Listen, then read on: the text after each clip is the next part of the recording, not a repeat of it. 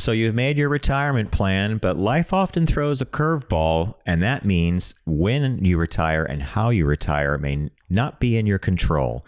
This is the Focus Group.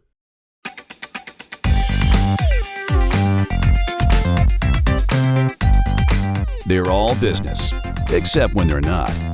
It's the Focus Group with Tim Bennett and John Nash.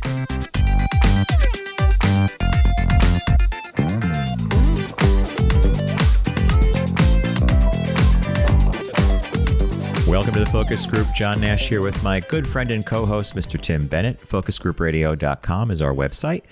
You'll learn about myself and Tim there, and you'll also learn about TFG Unbuttoned, our Tuesday podcast, 20 minutes, 3 stories. We think you might not have heard those stories, and you'll benefit by hearing that podcast. And if you're listening on audio, that comes into your platform of choice. And the podcast today, the Focus Group, is also available on YouTube and Facebook as a video. So, Tim, you saw over the weekend that Tiger Woods had another car accident. He passed a breathalyzer test, but refused a urine test, I think, and they did book him for DUI. The car flipped over. This is multiple times he's had car accidents. I feel terrible because it's Tiger Woods, and I finally saw an article this morning that probably sums up what's going on, and it was friends have said in private that he is really, really grappling with loss of athletic ability and aging. And I wonder if that's any athlete, because he was really young when he was, a phenomena on the golf course, and now he has back issues and all this stuff, and it must really play on your mind terribly, right? Well, he had the secret mistresses on the side. True. Ever since then is when it all fell apart. Here's what I don't understand about him or Justin Timberlake, who they've released the video of his DUI in the Hamptons. You are a multi hundreds of millions of dollars. Get a driver. Yeah. I guess it's ego that doesn't allow them to not have a driver or something. But when you look at where he rolled over, first of all, I was surprised he wasn't in a Buick, which just goes to show people, when you get celebrities to buy your product, you know what I mean? He was Buick's spokesperson for 9 years. I expected to see the Buick roll over, not a Range Rover. But that's why I always laugh at that. But it was a small, narrow, 30 mile an hour, 25 mile an hour street. He tried to pass somebody and hit a trailer. Now they're saying there might be some addictive issues or addiction issues. I also read, but that was TMZ. TMZ was digging up the mud. Digging up the mud. But, and then I forgot he's dating Don Jr.'s ex-wife or something. Yeah. What a mess. Anyway, I don't feel sorry for people that have privilege and get themselves in trouble. Zero All problem. Right.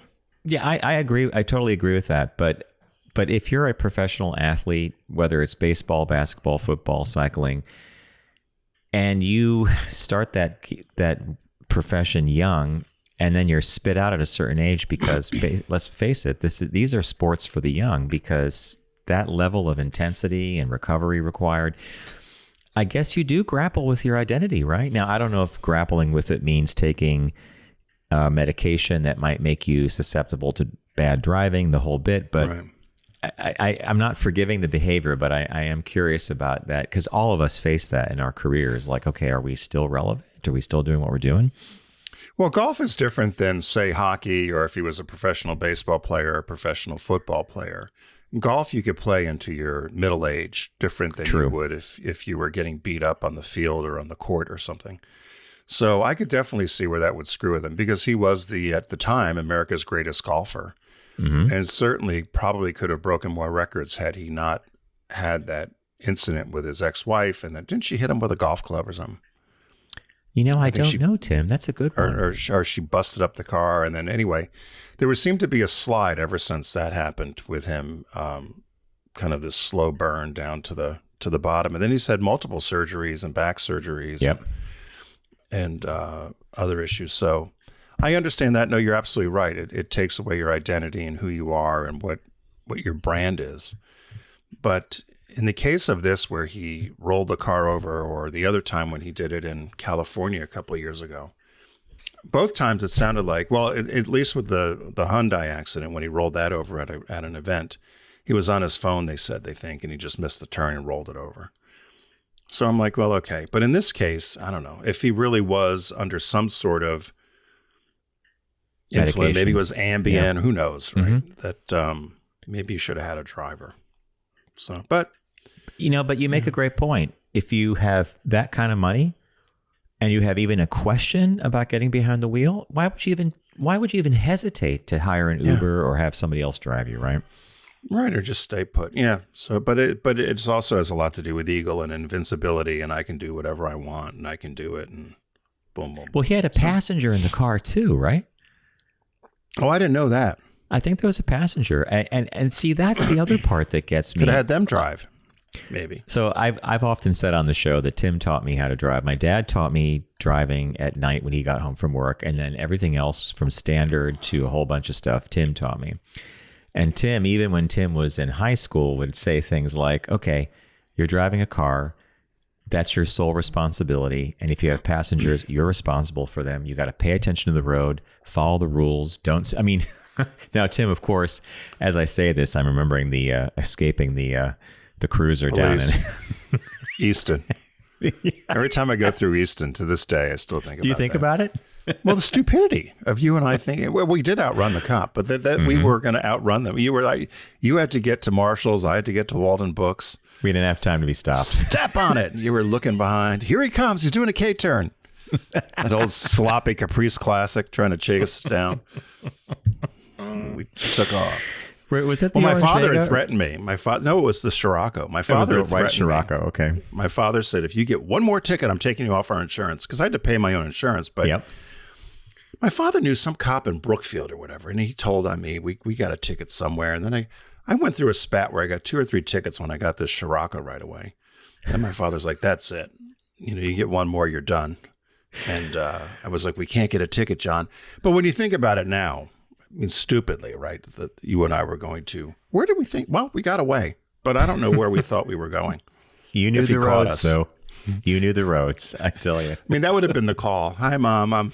John and I are in the Fairfield County lockup. What are you doing there? Well, we went through Easton at 60 during the 25 mile an hour zone. After coming back from the outlets. We went to the beach that day. No, we were at the beach that day. We did do the beach, yeah. Tim, was the Scirocco a 5-speed? No. It might have been. Could it 4? Definitely 4. I definitely 4. But I remember when you taught me about could have been 5 because it was an overdrive. Yeah. 5 was for like when you can maintain a highway speed, right? Yeah. My dad loved that car. My dad, when I went back when I came home from college and I left the car in Connecticut, my father drove it all the time. Well, it was good on gas, and then it ended up with one of my cousins. I don't even know where the car ended up. Yeah, because I got a company car at a Buick Century, America's answer to the European road car, when I was working for LTV Steel. So, selling high fragmentation metals to the military at 23 years old, like I knew what the hell I was talking about. Want some Core 10 steel for the highway? Sure, kid. Hey, but it was a job, right? Yeah. Well, that's the way it worked. Hey, did you hear that was across the wire on, I guess it happened Sunday or Monday, that there were 12 tons of Kit Kats stolen? Did you see that? Oh, Tim. So, yes, I did. I was watching the evening news. I had picked that story to be caught my eye. Oh, you did? And I thought the minute it goes on national news, it's just not going to be, I can't use caught my eye, because it was like 51,000 bars. There was like tons of so 12 tons from Italy to Poland. It was going from Italy to Poland. Were the bars shaped like cars? It had something to do with Formula One. Oh, it did? I didn't know that. I didn't hear all that. That was that was the difference on the news that I did not get in the article I read. But yeah, it was and then in the article I read, they said that the Nestle can figure out, or whoever owns Kit Kat, who stole what, or because the barcodes are going to show up in the supermarkets or like. You better hurry up and do something with them. I hope they don't melt, right? I mean, that's the problem with taking something like that. I have a vision of the thieves sitting behind the tractor trailer truck, ripping. Anybody want a box? And they'll take one Kit Kat, they'll toss the rest. One Kit Kat, they'll toss the rest because they can, right? Anyone want a box of Kit Kats? €2. Yeah. There's a euro with your name on it. Yeah. That goes way back to a trip Tim and I took together. We were in Rome for, I guess we were in a day room, right? Yeah. We were transitioning. We were in a day room. We were both exhausted. Maid comes to the door. We're both, anyway, we'll leave that alone. Get in here. You're the hero with your name on it. We could have stopped laughing for hours about that joke. We went to dinner later where every time we would say it, we would laugh and people were like, what are you guys laughing about? Well, we'll tell you later. Knock, knock, knock, senor. Oh, I'm sorry. Get in here. Clean this room. The hero with your name on it. You go through life with these hysterical things. All right. The way the show works, we do what we just did. We catch up, we banter a bit, talk about some headlines. Then we have a segment called Caught Our Eye, where Tim and I bring different stories to the table, followed by our once only in the universe that we know of, the business birthday. Take a quick break, and then we have a shop talk this week about things that are catalysts for when you might retire sooner or later, or, life does things that, it's not planned. So without further ado, Mr. Bennett, what caught your eye? What caught your eye? Here's what Tim and John found. So this is a short one. This came out of my least favorite city in America. I think the most overrated city in America, although our listener William and a few other people yell at me all the time, but I'm going to say it. I still think it's the most overrated city in America. It's a beautiful city, but I think a little overrated. San Francisco. So the headline Open here your is golden gates, Tim. Open those golden gates. So the headline is, this came from SF Gate. People won't stop peeing on this San Francisco Tesla charging station. So in the Cow Hollow neighborhood in San Francisco, neighbors are complaining that it reeks of urine, it's noisy as heck, and it all emanates because of a Tesla charging station. So Tesla had bought this empty lot, I guess, and they put in a 16-stall charging station that has kind of transformed this once quiet little corner in the neighborhood to what they say is now a noisy and disgusting location. And it's become a magnet for rowdy a-holes who drive Teslas, is what one of the neighbors said. So they said the problem began about a month ago or so when Tesla opened this 24-hour lot that's at Lombard and Malden Streets, and it offers lower evening charging rates. So you can take your Tesla there and get a deal. So you can charge there cheaper and quicker. And so residents said people are showing up there at all hours of the night, early morning, and they report cars are blasting music, blocking residential garages, causing traffic jams. And instantly, which has become a nuisance, as people are waiting to charge their cars, they have to go to the bathroom. So they're peeing all over the buildings and in the lot there, in the streets, and as they're waiting for their car to charge. And the people have been complaining. The people have complained to their council people, city officials. Tesla has done nothing to mitigate the issue. This one woman says she lives across the way, and every time she looks out, somebody's pissing on her wall. And so the supervisor, Steve Sherrill, the District 2 supervisor, who represents Cow Hollow, is confirmed that they've talked about it with the health department. They've tried to talk to Tesla about it, but Tesla hasn't done anything, and they're saying to the people, don't hold your breath. So apparently this charging station for Tesla, maybe they just need to put in a porta potty. It's kind of what I thought. But you didn't, are you hitting, is there something they're not saying, or is it's a Tesla charging station, so it's being used specifically for that reason because it's Elon Musk? No. What people are doing is you're taking your car there to charge, and you have nothing to do. So you go there at midnight, or you go there at 2 a.m, and you're getting a better deal than if you did it at home or wherever. And so while you're waiting, or you're coming from the club, or you got to charge your car before you go to work, they have to go to the bathroom. So they're waiting a half hour, 45 minutes, whatever, for the car to charge. So they're just going out and peeing all over the lot. So it's an empty lot, and Tesla put all these chargers in, but there's obviously no bathroom facility or anything. And so people late at night playing the music on the car, waiting for the cars to charge, all getting together, and they're peeing all over the place. So and they said it smells bad. It smells like urine. So the neighbors are obviously not happy. I can't blame them. There's enough problems in cities that you don't need this, right? But oh my God, they basically treat it like a party spot. Yeah. And I gotta go. Okay, I'll go over here. Yeah, you got to go to the bathroom. It's like peeing in an alley in a city, right? So you have to go, and I'm just going to pee here. So you're there charging your car 45 minutes. Maybe you came from dinner or you came from whatever. You got to pee, and you just let it go. So anyway, welcome to San Francisco. Yeah. Open your golden gates, Jackies. So mine could not be any different, but I think it's going to resonate with couples in particular. So the headline was, what's the best way to load your dishwasher? Oh. We asked an expert, and we were definitely doing it wrong. So the first paragraph is what really drew me in. For many of us, loading the dishwasher isn't just a household chore. It's a minefield of opportunities to drive the people we love absolutely bonkers by where we choose to put our dirty bowls, how we insert our spoons, and how much gunk we leave on the lasagna pan.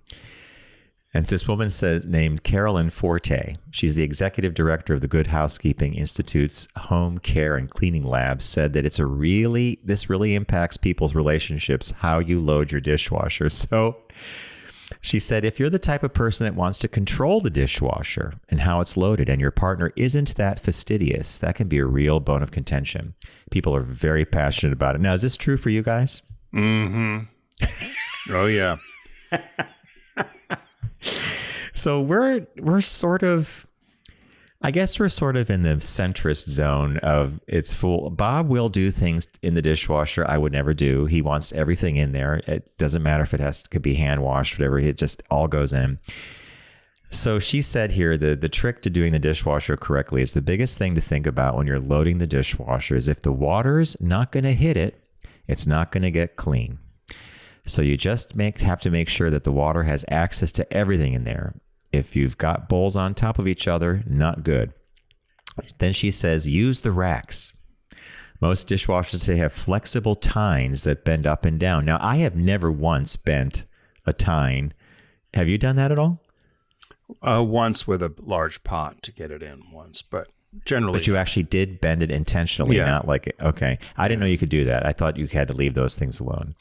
And then she says there are cup shelves that fold up or down, and we have that. And is the water, and again, the whole thing here is the water going to hit the inside of the thing? She said glasses should not go over tines in a top rack, but against them. So if you put your glass in and you have some tines in there, that's problematic because it could break, something could happen. And then she said, what else did she say? Sometimes if you have a cup, I'm not even going to go into this one. She had very specific things. And then it came down to the silverware basket. Now, this one is the one that I think I've just adapted to Bob's style. I don't know that I ever had one to begin with, but everything should face up, including knives, unless they're sharp, and then they go down. Is that how you guys do it? I learned when I did it, everything goes up because as it dries, you want the gook or whatever to end up on the handle, not on the part that's touching the food. So that's why you would have it up so the water and everything would dry down. So yes, knives, everything would be up. Forks, knives, spoons. Richard puts them down. Richard also puts the toilet paper on the wrong way, which we'll go there. We'll talk that in another story. But he loads a dishwasher like a rabid raccoon. I mean, he just throws the stuff in. Nothing is organized. I go crazy. And I will go reorganize it. And he'll just throw stuff in upside down, turn sideways, whatever. And my mother taught my brother and I very specific about the plates go here, everything's lined up, everything's orderly and neat. And it's easier to put away then. So no, you just nailed it. Richard opens it up and throws it all in. Yeah, throws it all in. Yeah, if you want like all your little plates here, all your dinner plates here, that way when you unload it, it's all going. It's all there, yeah. Now, she said something about silverware that I don't agree with. She said, we recommend that you put the knives point or blade down. Spoons should alternate up and down because you don't want two spoons to nest, God forbid. Oh, I didn't think If two spoons nest each other, then one's not going to get any water or cleanser. Forks should go into the basket with their tines up. Forte emphasized that we should grab them by the handle when we unload our clean dishes because our hands usually aren't sanitized and we don't want our clean dishes to be dirty with our hands. That's a point. Yeah. Yeah, but who's going to take the time to do spoons up and down? Just put it in. Yeah, spoons up and down is odd to me. That's a new one to me. But I could see what she's saying because, yes, if everything is up and then you're grabbing it, so maybe that just kind of cancels out I don't want the gook to be down on the part that touches the food. Now my handprints are all over where you're going to be. But And I'm going to just say this. There has been maybe once every 2 or 3 months, I'll pull the dish out that may not have gotten completely clean. Yeah. That's not a bad track record. Just goes through again. And you know what I mean? Yeah. No, we constantly argue about, I just stopped. I don't bother anymore. I just ignore it. But You've every given once up in a the while, battle. I don't. But I do change the toilet paper rolls everywhere. Are you over or under? Over the top. That's the way it's supposed to be because if it has a print on it, it comes over the roll. I tried to explain that, but different houses did different things growing up. It's like Miracle Whip and Hellman's. Who had what? We had Hellman's. Miracle Whip. You had Hellman's. Or someone had Jif and someone had Skippy. You never had both. We were Skippy. And we were Jif. We had toilet paper that we did under, and Bob was the one who made me change to over. Yeah. I gave up that. I didn't have much of a skin. I don't have skin in the toilet paper game. If it's over, it's over. I'm done. You're whatever. Yeah. So very funny that we had, this Tesla charging station that's now used as basically a rest stop, right? That's what rest stop. Yeah, that's exactly what it is. Yeah, it's pee place. A rest stop that has no facilities except the facility is, I'm going to pee right over here. And then we had dishwasher wars. Folks, it's the focus group. It's what happens with Caught Our Eye. But next up, we have our business birthday. Everyone does celebrity birthday greetings, but the focus group is the only show in the universe that celebrates business birthdays. So Stanley Weston was born today, April 1st, 1933. He died at 84 in 2017. His birth name was Stanley Allen Weinstein, but he changed it to avoid anti-Semitism in the business world at the time. He was the inventor of G.I. Joe and the toy line G.I. Joe in 1963, and really was the beginning and the very concept of an action figure. So anybody who is a fan of action figures can thank Stanley Weston. He sold the rights to G.I. Joe for $100,000 to Hasbro. That's it? So they initially offered him $75,000, and because he was new to the industry, or he could get a tiny royalty.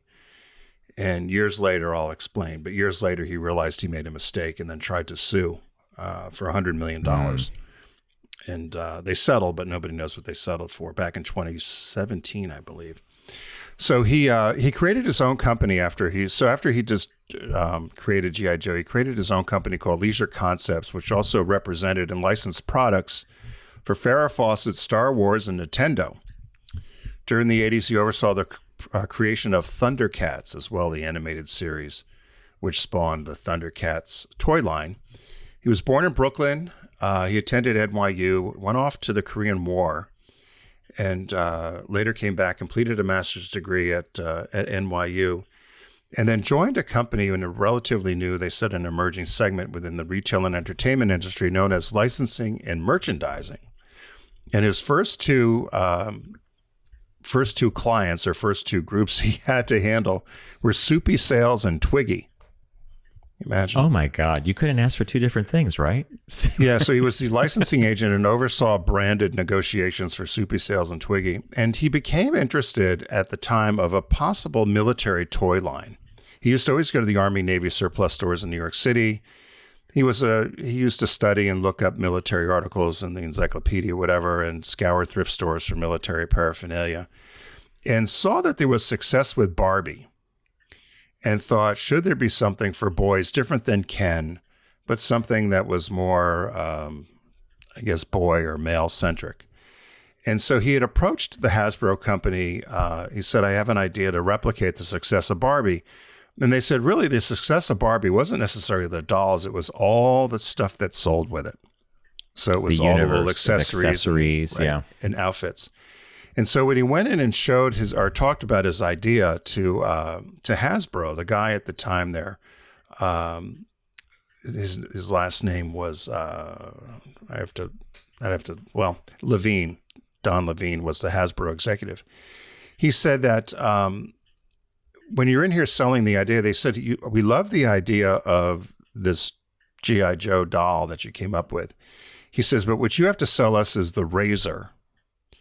And then you can sell us lots of blades. So meaning, here's the razors, G.I. Joe, and then lots of blades. Meaning that if we're going to do this military figure, we want many different uniforms, different services. So the Air Force, the Marines, the Army, Navy, numerous weapons, different types of vehicles. Remember, there was a ship and there was a Jeep and all that other sort of stuff. So for the pitch, he went back in and he mounted all this paraphernalia and military stuff on a piece of yellow cardboard. And at his second meeting with Hasbro, he mocked up. He took those wooden doll things you do for drawing. Yeah, I know. They're like stick figures that you stick pose. Figures, yeah. Right. He brought those in, flexible wooden models, and had them dressed in little outfits or whatever. And they ended up loving the idea, so they offered him $75,000 for the idea. He said no. They went back and forth. They ended up with $100,000. He decided he didn't want the small royalty deal. And they said he realized when he went to the toy fair in 1964 and saw everything that Hasbro had now done that he made a huge mistake. And he ended up leaving the company and going to do some other work within licensing, as I noted. The name came from a film called The Story of G.I. Joe. NPR reported that it was a 1945 film about war, The Story of G.I. Joe, and that's where the name came from. It was a breakthrough toy, as I said. It was came with all kinds of accessories. More than 400 million G.I. Joe action figures were sold in the U.S. alone. There were hundreds of G.I. Joe characters that were produced. And it said it defined the beginning of the action figure category. And although I didn't realize this, they said good times don't last forever. In the late 70s, Hasbro shelved G.I. Joe. I didn't realize that. I didn't know it went away in the late 70s. Yeah. They said they brought it back later, but it was only a 3 3/4 inch figure several years later, but certainly didn't have the impact of the original G.I. Joe. So in 2015, as I noted, he had filed with his family. The copyright was about ready to terminate in 2020. So he wanted the copyright and all of the control of the doll back, and sued Hasbro for $100 million.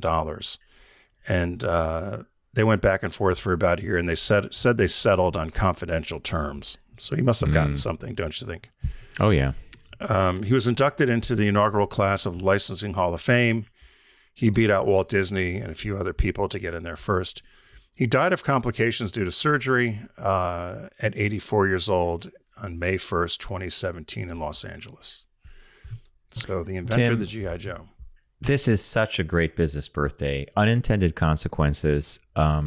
We grew up playing with G.I. Joe, and you are so correct. I've just filed away a couple things. One, you got to sell us the razor, meaning the handle, the thing that's going to be permanent, but all the blades have to be bought. So it's the scuba kit, it's the moon kit, it's the paratrooper kit. I mean, you remember going to the store and all the different cool accessories they had? It's the harpoon gun. It's wow, 100,000. Well, it was the Barbie's Playhouse, right? Barbie had the car, and she had the camper, and she had an airplane. She had So they did say that there were some people that were anti-war and against it, but they felt that G.I. Joe, what Mattel was saying is, oh, we've got Ken. So Barbie and Ken, and you can give your son, or your son could have Ken, but they still felt Ken was associated with Barbie and being feminine. Well, and he was a sidekick to her. He had a tuxedo, a bathing suit. So they said that didn't have the impact of what the G.I. Joe did for young boys, that it was okay for boys to play with G.I. Joe. Ken, not so much as what they were talking about culturally. But yeah, I never thought about, you need to sell us the razor and then you can sell lots of blades, because we want to sell lots of blades. So that's a good analogy. Oh, Tim, that learning right there, and it doesn't change, right? It applies to anything like strawberry shortcake, Hello Kitty. Yeah. I mean, wow. And it even applies to like a lot of other products too. Did you have G.I. Joe growing up? Oh yeah, yeah. I still remember playing with them. And then there was the one one had a beard. Yep. Remember one had a fuzzy beard? It was like a fuzz. Right. And then there was a black one, African American, black G.I. Joe, and there was Navy and Air Force and paratroopers and guns and a Jeep. We had the Jeep. Oh, and there was a battleship. There were all kinds of stuff. And then I just found a bunch of them. They were in the attic for years. And that plastic didn't hold. Well, yeah. The plastic didn't hold up on these things. The plastic is starting to degrade. Brittle On some, or just got mushy, or I guess the extreme temperatures of the hot and the cold in the attic or whatever. And the mice. I'm sure the mice are in there eating things. They got in there. But yeah, all those toys that we had put in the attic that I thought might be something, they all had a little rough go up there. Yeah, I guess for 40 I had a years. similar experience. Mine are Lego's gone, Lincoln Log's gone, the Rector set's gone, the microscope's gone. Major Matt Mason was long gone because he was the doll that was like Gumby. He had like metal armature, but he was plastic. He was so gone that I ended up rebuying him off eBay many years ago as an adult, just to have a Major Matt Mason. But yeah, and then you had your Batmobile. You're like, hey mom, let's bring the Batmobile down, but that got trashed, right? Batmobile. Yeah, my brother had the Batmobile. My uncle gave it to him. Like it was pedal car or whatever, and we used to put the Scarecrow on it and shoot it down the driveway when cars were coming. Again, when I think about it, there's a car coming. If a car was, here comes a car, we just zoom. So it looked like some kid was on the Batmobile and you hear, Did your mother know you did that? Well, after she would hear the screeching, you keep hearing cars scream, slamming the brakes on. Back then, you didn't monitor kids back then. No, they're outside playing. But I think after so many horn blows and screeching of brakes, it's get in here with zoom. Yeah, there was, I don't know if you remember this. There was a stuff you could buy. They looked like little satchel. And you would throw it on the ground and it would make a popping noise. Oh, yeah. Pop rocks. Well, pop rocks you would put in water. No, go with But there was some name for those. They still sell them. Yeah, and a friend of mine said, hey, I have an idea. We would sit for at least an hour and tie a bunch of them together, string it over a telephone wire that crossed the street. And it was the same deal. Car coming. We let the string go. And this thing would hit the ground and go boom, because all those things would go off at once. And people would swerve as if they had a flat tire or something. We're laughing. We had like 4 of these set up on the line. We were going to do 4 cars. By the third one, this guy's dad came out because he heard these boom, boom, and he heard the swerving tires, and he observed us. He came out. We didn't see him. He watched us do the 4th one. And it comes down, and he goes, "Okay, you two, over here now." I mean, like, you know how when they pull you by your ear? Yeah. We got in so much trouble. Oh my God. My dad got called. You can't, do you know what you're doing? This is really unsafe. You're scaring drivers. It's like the same thing with the ghost driver and the Batmobile. Well, I still want to do it here because people are going too fast on the road. So I said to the neighbor, Joyce, I said, let's go to the thrift. I'm going to get a stroller and we're going to put a lifelike doll in it. I'm going to put a string on it. We're going to sit here and drink. And when the cars are coming too fast, we're going to zip it. You can pull it across from the driveway, right? Right. I still may do that. Well, I said, people are going too fast and somebody's going to get hit. So I said, we should do, I went back to the old Batmobile thing of throwing them. Mm-hmm. It's very smart. But when you do think about that, but we weren't throwing anything at the car, but it really was, well, people shouldn't have been going so fast. That's how we got out of it back then. Well, Yeah. The sad part was there was our neighbor, he did get actually hit by a car. There was one woman who always was speeding. My father would yell at her and people would yell at her. And one day we were all in the backyard and little kid, Eric Fox, I still remember his name. He ran to go home. It was dinner time. And we heard this screech and the boom. And my father was ballistic because he had told this woman over and over again, you better slow down. There's kids around here. Mm. And fortunately he wasn't killed, but it messed him up. Oh, she hit him pretty hard. Yeah. You answered the question I was going to ask, but oh my God, right? Yeah. I mean, we were told, my dad wouldn't let him, he was in the street and he was our friend. So my dad's like, you boys stay in the backyard. Yeah. And all the neighbors came out, whatever. But yeah, people go too fast on these little streets with kids or with dogs or pets or whatever. You don't know who's going to dart out, particularly with kids. You don't know. True. Oh, anyway. So that was our business birthday. We're going to take a quick break. When we come back, we've got a shop talk that John found. And the headline is The Life Catalyst That Most Influence When and How You Retire. So stay with us. We'll be right back.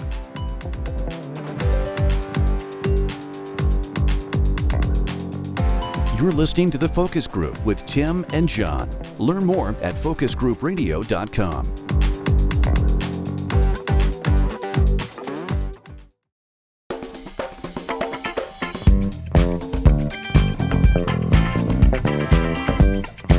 Now back to The Focus Group with Tim and John. Available pretty much everywhere.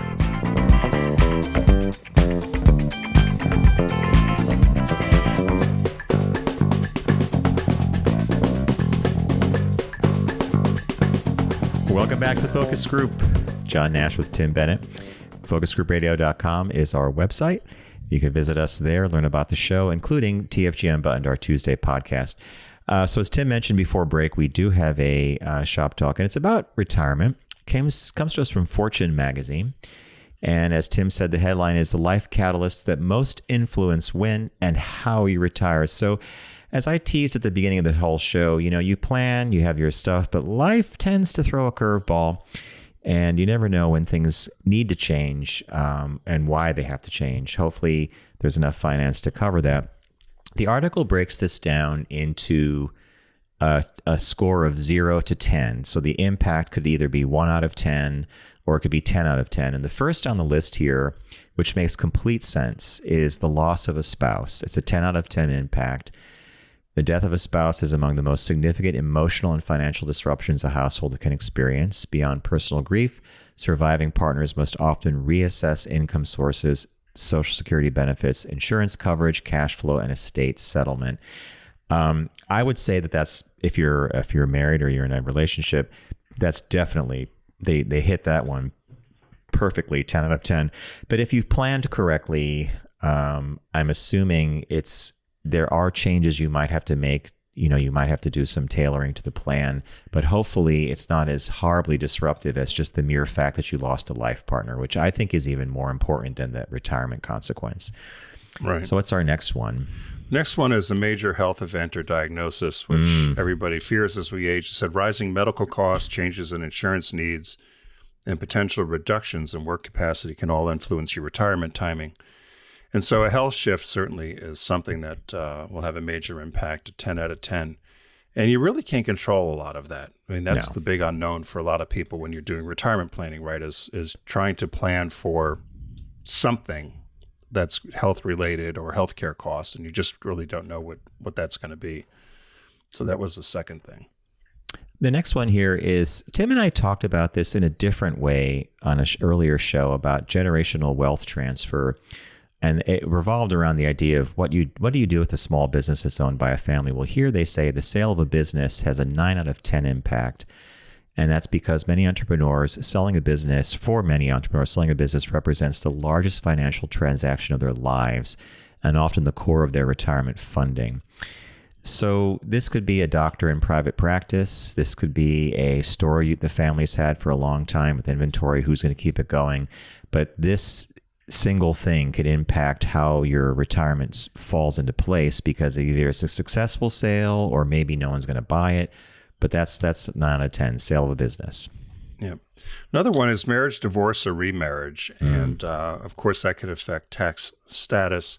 First marriages and second marriages tend to carry the greatest impact, while later life marriages, they say people will often have a clearer separation of their assets or expectations.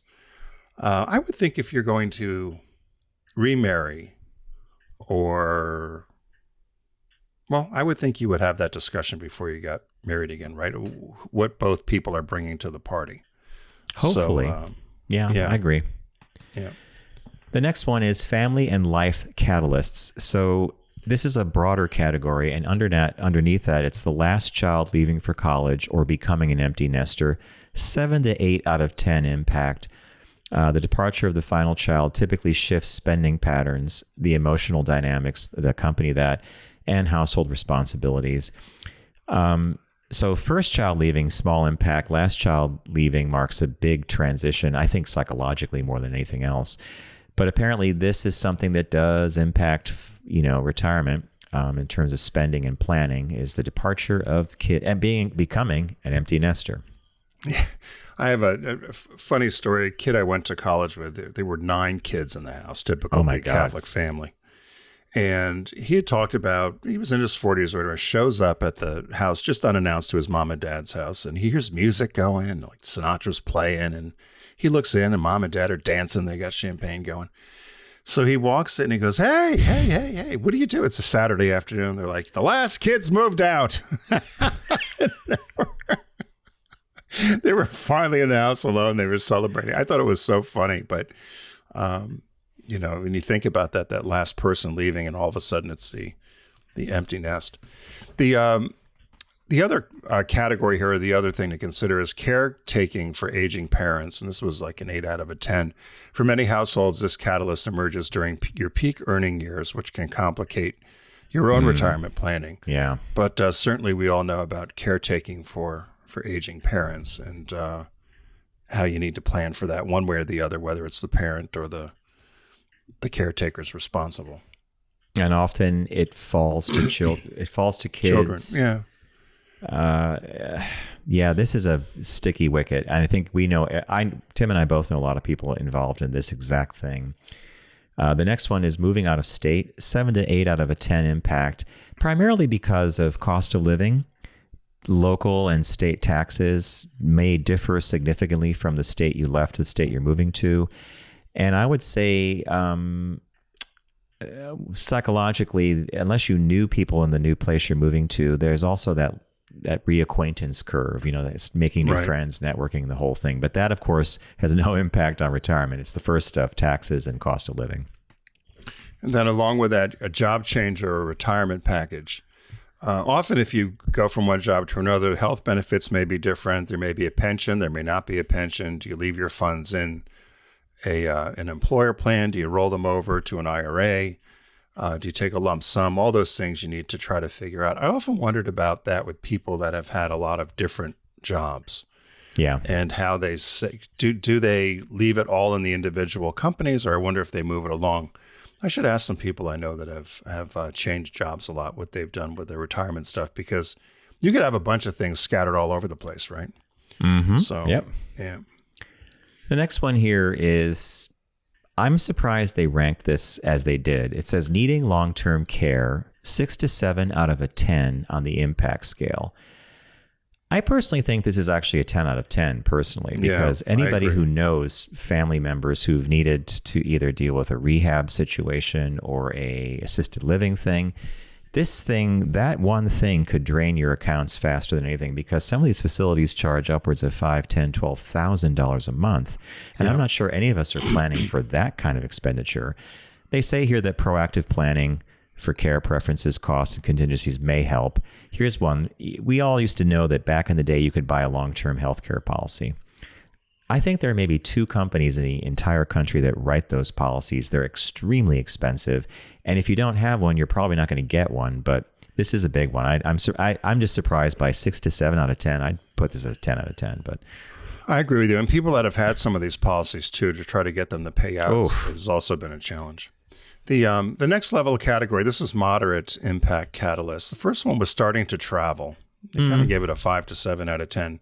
Travel can be an emotional, social benefit. It's a common aspiration among retirees. And where you travel, how you incorporate travel is obviously dependent upon where you are from your wealth or savings standpoint. I think in this situation, you're not going to travel or do anything unless you have the you can afford wherewithal to do it. Yeah. So I was like, well, okay. I mean, I'm glad I would put that at low. They have 5 to 7. I'd say that's 4 to 5 because most people plan with their advisor on travel. Yeah. The next one here, starting a new hobby or core pursuit. I think I agree with Tim on this, or Tim might agree, repeat what he said for the last one. You're going to do it if you have the money to do it. I don't know that if you're going to start a hobby, like let's say you decide you're going to be a glass blower and you're going to charge all those classes, you're going to dip into accounts for this, for the fees and the materials. I think people are a little more careful about that. They gave it a 5 out of 10. Yep. And right along with that, which I think should have been lumped together, starting a new educational pursuit. So if you wanted to take classes, take a master class, get a advanced degree, maybe just take some art classes or something. Educational pursuits are low pressure and cost efficient generally. Yep. And but the emotional and intellectual rewards can be high. So again, what's the financial implication depends what you're going to do. Or if you're going to get a doctorate degree versus going to learn how to sketch, probably two different things. Good point. If you want to be a brain surgeon at 65, you're in trouble. The next one is housing projects or renovations. They give it a 2 to 3 out of 10 impact for light projects, 7 to 8 out of 10 for major. This is a sticky wicket. As we age in our homes, things do have to be upgraded and changed. I think people think about that carefully. I know a lot of people who haven't done any of this, and someday they're just going to have to sell what they have and someone's going to buy and redo the house. But I think you would make your decisions based on your finances. I'm not so sure this is one of those things that would derail your retirement. Right. And then the other one is, this is similar to the selling of the business, I think, inheritance. They said usually inheritance is mostly a supplemental cushion rather than a fundamental pillar for retirement. In other words, unless you're going to get millions of dollars or a trust that's worth hundreds of millions of dollars, inheritance is a supplemental cushion, but it's certainly not something to say, oh, that's my retirement plan, right? Correct. Yeah. So, I'm sure as you're listening to this, a lot of people know people who've had life-changing inheritances. I have a friend who inherited he had no idea he was going to inherit it, but changed their life. But not for everybody. The next one is investment performance. So it's a 3 to 4 out of 10 impact, higher if you're significantly concentrated. If you have a balanced portfolio and you're working with a reputable financial firm, they run simulations on what will happen to your account. Here's the only thing about this. If the market craters by 25% and it happens to be the week you're retiring, that could be problematic. And we saw that with the Great Recession. A lot of people were set back significantly because they were out in those years where they're not going to be earning income and they were going to be relying on income from investments. So that has a big impact. And the big thing, I think, with any of those investments is diversification, right? You need to have some sort of diversification. The other one we don't have much change or much control over is tax law changes, which can certainly redefine your retirement timelines or what happens. But I don't know how you would possibly control a tax law change unless you move to a state like South Dakota or something where they have no tax on anything. But I'm not moving to South Dakota. Are you? No. Would you move to South Dakota? No. Okay. No. All right, next. And then next, taking on or paying off debt. This, they gave a sliding scale of a 3 to 7 out of 10. The only way I could see this impacting your retirement is if you have kids and you need to step in to help a child or their family's financial situation, and you do it while endangering your own. I mean, I think I've read all these kind of things where people are like, oh, sometimes we have to help the kids, and taking on debt, even a mortgage at a certain age is rolling the dice on some level. So I just say, I know they give it an impact score, but I would say this is just one of those things like caution flag goes up. Yep. And then just overall milestone aging events, and they didn't really give the Richter scale or give a score to this, but probably most people listening to this fall in these categories. Age 55, penalty-free access to any 401k funds. Age 59 and a half, you can do withdrawals to IRAs without any tax penalty. Social Security benefits you could take at age 62. Medicare enrollment begins at 65. Full retirement age is 67. And then age 70, you get your maximum Social Security benefit. And at age 73, you have to then start taking money out of retirement accounts, minimum distributions. So that's kind of the timeline there. The Medicare enrollment, to me, will be interesting because the 62 to 65 in terms of paying health care is quite, particularly for people like us who work for ourselves, is outrageous and covers less and less. Yeah. So Tim, I'll on be that happy note, to go on Medicare. I saw an Instagrammer, this young guy, handsome. I thought he was going to talk about something different, but he's like, he actually just spoke to the camera. It was a TikTok actually. And he said, here's why I'm not buying health insurance. And he outlined a medical issue he had. He went to the hospital. He had the bill come. The bill was for like $70-some thousand for like a emergency room overnight tests. He said he's going to pay cash. He walked out paying $3,000. What? And he went through he held up the paper. He showed stuff. He said, if I had bought the healthcare policy at $900 or $1,000 a month for his age, silver plan, whatever it was, he said, I'm going to spend $12,000 or $15,000 a year. He's in good health. This incident cost him $2,500 or $3,000. Hopes it won't happen again, but he just saved basically 15, 16, a lot of money by not having. So the a plan. hospital, when he said he'd pay cash, the hospital lowered it from 70,000. They had They had a cash plan, and he said, "Is this because you charge insurance a certain amount?" And they didn't really answer him. And I've heard this from other people too, that if you actually say, "I'm going to pay cash," a friend of mine had a knee replacement recently. And when she found out the cash price versus the coverage price, she was almost willing to do the cash. But I said, don't go into medical debt, have the insurance pay for it. And she had it covered. But yeah, just stuff like that. You hear this, you're like, this is wacky. No wonder everybody hates the healthcare thing, right? See, my knee was, I think, 48,000. Oh, I'm still my Tim, knee. I thought you were going to say 60 or 70. I'm surprised it was that much. Yeah, and then I had to pay 8,000. Surprise bills, right? Yeah, so mine was 8,000 of the. So for me, I guess that was the deal. Unless I could have said, they told me it was 48,000. But if you pay cash, we'll charge you 2,500. Okay, I'll do that all day long. Yeah. Well, Richard always said, Richard was in healthcare. He said, if you go to have to get an MRI or things that aren't charged with insurance, ask them what the cash price is. He used to always say that. We tried that at the vet. It didn't go over well. Spike was getting all kinds of. Richard said it was more expensive. We could have taken him. Yeah, Richard said we could have taken him to any major hospital in the country if it would have been less money for the X-rays than the vet. Yeah. Well, so I think, was that the last? Yeah, I think that was. Yeah, that was the last one. Yeah, the last one. So essentially, I think the plan on anything with retirement, and as I've talked to people, and John and I, you've talked, is that there are probably going to be unexpected expenses and unexpected life events that happen. And as much as you try to plan for them, sometimes you don't know. No. And so it's good to have a plan, but sometimes you have to have a contingency because life happens and then things change. So hey, thanks for joining us today here on the Focus Group. We appreciate the time you spend with us. And we know you have other podcasts to listen to. John, I failed to mention that this is our 18th anniversary. So we started 18 years ago, March 2008. So you nailed it perfectly. We're ending March. Yeah, we're ending March 2026. Right. So it's 18 years. And so thanks for joining us. We appreciate the time you spend with us. Head over to focusgroupradio.com. You'll find all of our media housed there, as you will see us also on YouTube and Facebook. And you'll be able to also catch our podcast, which is TFG Unbuttoned.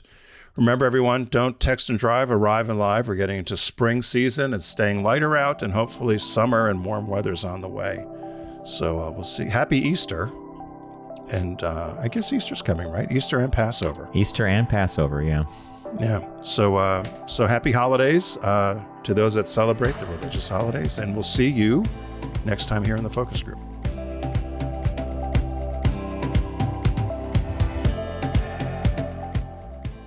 It's The Focus Group with Tim Bennett and John Nash. Accessible on all platforms. Subscribe, like, and rate us on your platform of choice. Learn more at focusgroupradio.com.